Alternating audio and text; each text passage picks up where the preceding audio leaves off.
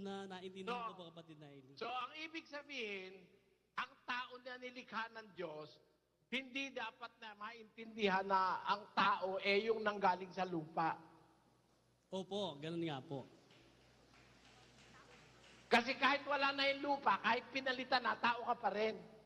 Opo, opo. Nandun sa Apokalipsis 21:3, ulitin nga natin, Sis Luz. Matigas talaga ulo mo eh. Ulitin mo. At narinig ko ang isang malakas na tinig na mula sa luklukan na nagsasabi, narito, ang tabernakulo ng Diyos ay nasa mga tao, at siya'y mananahan sa kanila, at sila'y magiging mga bayan niya, at ang Diyos din ay isa sa kanila, at magiging Diyos nila. Ayon. Sa makatwid, tao pa rin tayo doon eh. Pero wala nang katawan. Inalis na nga eh. Doon sa 8:23 ng Roma, aalisin niya ang ating katawan.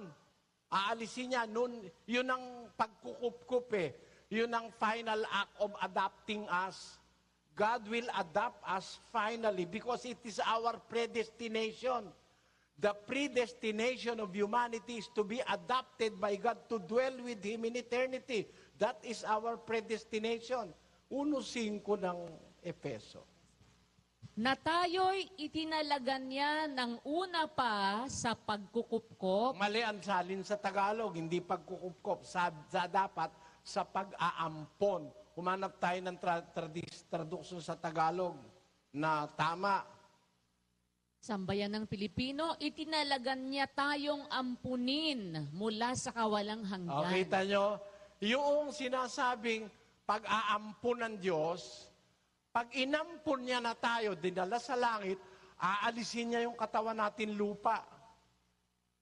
Kaya, pero tao pa rin tayo pag nasa langit tayo, walang katawan lupa. Kaya hindi natin dapat intindihin na ang tao yung may lupa. Hindi. Bahagi lang ng tao yun. Pero hindi yun ang talagang tao. Yung tao, yung ginawa ng Diyos sa kanyang larawan at wangis. Yung tao, espiritu yun, mga kapatid. Espiritu yun. Espiritu na pwedeng tao pa rin kahit walang katawan. Tawag pa rin tao. Inalis na nga yung katawan eh. Yun ang tao. Naintindihan nyo na ngayon kung ano yung tao? O ngayon, wala na tayong problema. Pag sinabi nating, ang tao may katawan. Ako ang aking katawan. Ang nagsasalita yung tao. Ang aking kaluluwa. Ang nagsasalita yung tao. Hindi ikaw yung kaluluwa, may kaluluwa ka bilang tao. Na?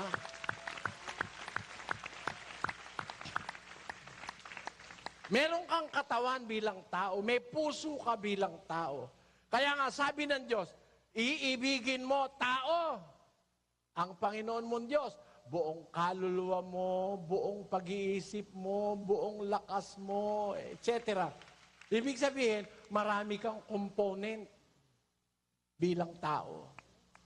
Ang tao, yung may-ari nun lahat na yon, kaluluwa, ipin, katawan, paa, sakit ng paa ko, sabi niya. Ako, masakit ang tuhod ko. Alin ang masakit? Yung tuhod, hindi ako.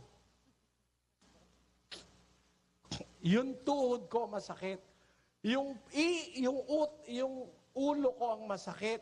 Yung katawan ko ang may sakit. Pero ako, wala akong sakit.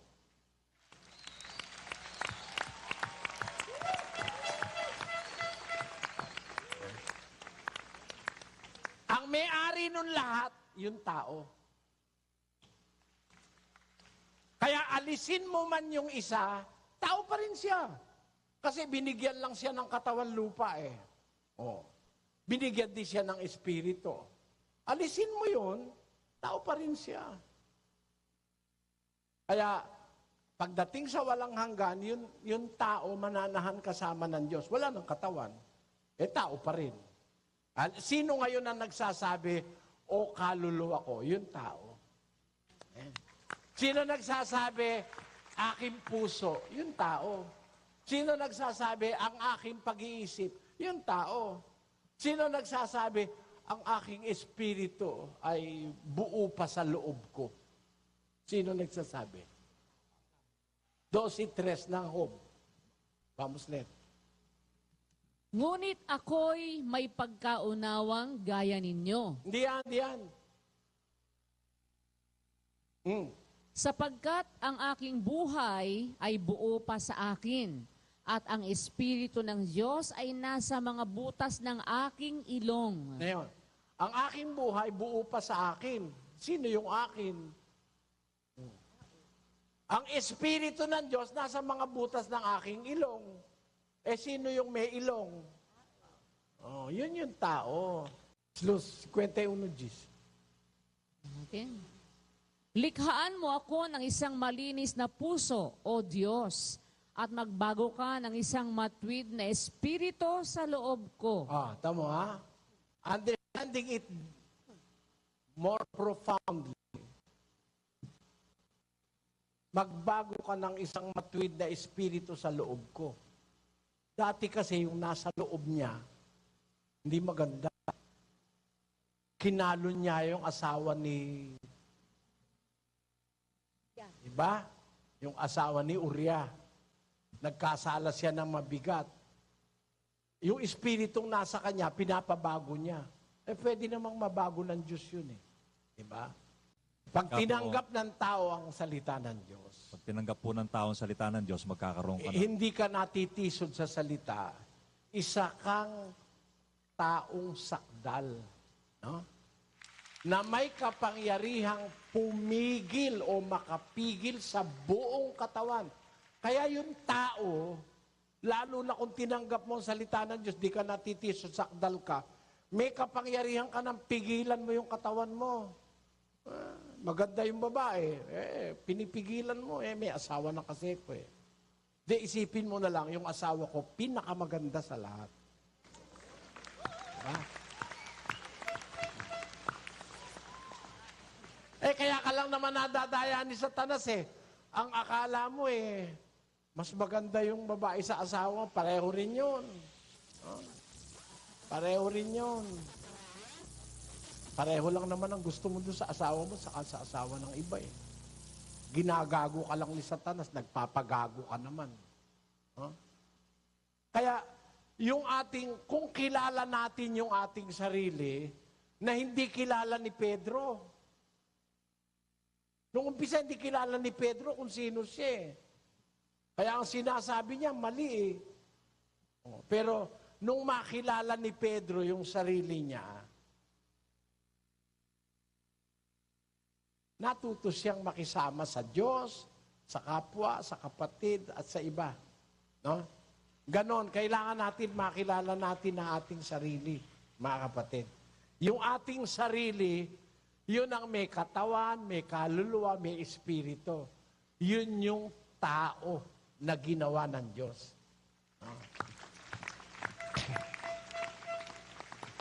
Ngayon, ang ating tanong ganito,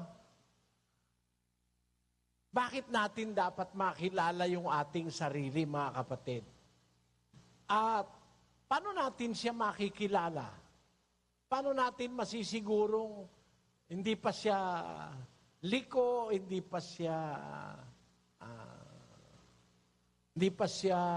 tawag doon, ligaw. Paano natin yon? 13:5 ng 2 Korinto. Pakinggan. Siyasatin ninyo ang inyong sarili. Di naman sinabi, siyasatin ninyo ang inyong katawan.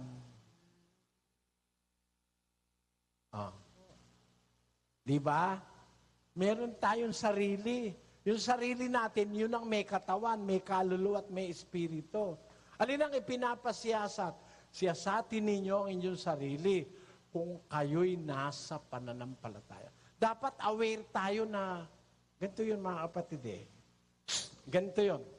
Dapat aware tayo na meron tayong yung tao na nilalang ng Diyos, meron tayong sarili. Yun ang sisiyasatin mo. Siyasatin mo ang iyong sarili kung nasa pananampalataya ka. May sarili ka eh. Makakausap mo siya eh. Hindi nyo ba nararanasan yun? Di ba nararanasan yun? Nararanasan yun. Minsan, parang nakikipag-usap ka sa sarili mo, hindi ka naman naloloko. Di ba? Kinakausap mo sa sarili mo, ano kaya gagawin ko? Sino kausap mo? Sarili mo. Ano kaya gagawin ko? Di ba nyo nararamdaman yun minsan? Tapos, minsan, pag halimbawa, yung asawa mo, binugbog mo. Meron nagsasabi sa'yo, sumusobra ka na. Di ba? Minsan, parang sabi mo, nakukonsensya ka. Binugbog mo kasi asawa mo. O kaya masyado ka namang malupit sa anak mo. Kada kibot, sigaw ka ng sigaw. Tanungin mo sarili mo. Siya sa atin ninyo inyong sarili. Kung nasa pananampalataya kayo. Subukin ninyo ang inyong sarili. Hindi nyo ba alam na si Jesucristo nasa inyo? Doon pala nandun si Kristo. Nandun sa sarili natin. Hindi nyo ba alam si Jesucristo? Nasa inyo. Nasaan? Nasa sarili mo. O para patunayan, Galatia 2:20. Ako'y napako sa krus na kasama ni Kristo. Hindi katawan yun. Hindi naman pwedeng napako si Pablo sa krus, wala pa naman siya noon. Pero napako siya sa krus kasama ni Kristo. Tuloy. At hindi na ako ang nabubuhay, kundi si Kristo ang nabubuhay sa akin. O, kita mo, merong Pablo na si Kristo nasa kanya. Di ba na, siya sa atin yung sarili, kung kayo nasa pananampalataya. Hindi nyo ba nalalaman sa ganang inyong sarili na si Jesucristo nasa inyo, nandun sa sarili mo? No? Kaya sabi ni Pablo, ako'y napako sa krus kasama ni Kristo, hindi na ako nabubuhay, kundi si Kristo na ang nabubuhay sa akin. Sino yung akin? At ang buhay na ikinabubuhay ko ngayon sa laman, di yun yung may laman. Sa akin. Ang buhay na ikinabubuhay ko ngayon sa laman, ikinabubuhay ko sa pananampalataya. Ang pananampalataya, ito'y sa anak ng Diyos. Na umibig sa akin at ibinigay ang kanyang sarili dahil sa akin. Sino yung akin? Yung may laman. Di ba ganon? Meron tayo noon, hindi lang natin alam. Hindi lang natatouch pa yung awareness natin doon. Hindi pa lang nabubuksa. Ngayon, mag-umpisa na kayo, mararamdaman nyo. Meron kang sarili na pwedeng kausapin. Meron kang sarili, pwede mong hinga ng ideya. Tutuloy ba tayo? Tutuloy ba ako? Tutuloy ba? Tutuloy ka ba? Ano ba gagawin ko? Merong ganun eh. Merong ganun, kinakausap mo yung sarili mo. Kasi, hindi naman tayo maloloko nun. Sabi kasi ni Pablo, siyasatin ninyo ang inyong sarili. Meron tayo sarili. Pero, yung sarili na yon ang may katawan, may kaluluwa, may espiritu, may puso, may mata, may tenga, yun ang... Ito isang, para bang isang spiritual plane na of awareness. A higher plane of awareness.